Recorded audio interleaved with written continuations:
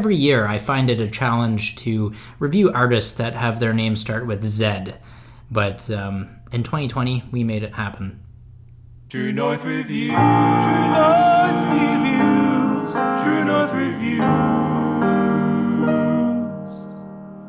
Hey there, welcome to True North Reviews. My name is Ryan, and today we are discussing the Zella Day EP, Where Does the Devil Hide? This is the fourth EP from American singer and songwriter Zella Day, who, let's be honest, I would have no idea who she is if it weren't for Dan Auerbach of the Black Keys. He is producing this EP after all. He is the principal songwriter. He has the instrumentation on here like the guitar, the percussion, mellotron. His fingerprints are all over this thing. Most of my curiosity with this EP actually stemmed from the most recent Black Keys record, which was self-produced.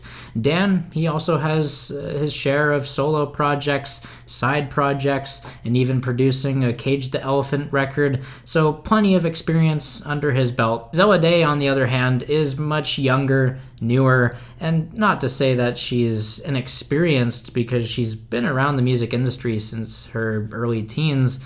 It's just that I was more interested to see how Dan might take her under his wing, as he's done for other artists in the past. Now, having no idea what Zella Day's older material sounds like, that puts me at a severe disadvantage. I can admit that. As far as I can tell, though, Where Does the Devil Hide is giving me a mix of vibes between an Arcs project and some of the solo material by Dan I was mentioning earlier, especially the Waiting on a Song era. Zella hones in on this Americana twang and soulful 60s rock that makes me think I'm tuned into Sirius XM's Radio 60s on 6 with Flash Phelps. In particular, there is a predominant nostalgic feeling running through this music, yet it doesn't sacrifice the captivating and revitalized palette for the modern music audience, a la the crisp production and recording quality. The first song to capture my attention, though, was My Game, which fits the exact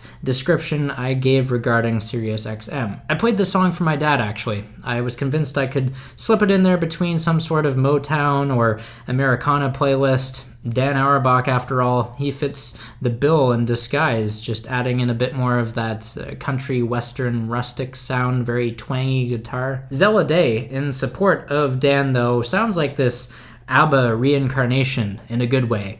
Everything about My Game, that song in particular, is excellent. One of my favorite songs that I have had on repeat all year. Moving on, the song Purple Haze has me complimenting Zella in the way that she sounds wise beyond her years, almost like she's gained the system or mastered the songwriting ability at such a young age of 25. Be it with the veteran help of Dan Auerbach, Purple Haze has a very well-constructed melody, one that melts away in the sun just as your brain does on the Purple Haze strain. Yeah, kids, don't do drugs, but if you're going to listen to a song in substitution, make sure it's this one. There is almost like a drug-induced trip with the Restless EP and how it just emanates throughout. Keep in mind, Zella's vocals don't always dazzle, but the song that puts me in an absolute trance is People Are Strangers. With such a hypnotic and beautiful vocal melody, I can't turn this song off ever. It always has to be played all the way through to the end. Much like this EP as a whole, it ends with the song Benny My Dear. Another chorus on here that is delightful, the woohoos on the vocals and the guitar that are in sync with one another. Just a phenomenal closer, and it sounds like the perfect ending to summer, as this EP couldn't have come out at a better time, frankly. Now, that just leaves us with the song Only a Dream, which is a slower and piano-driven track.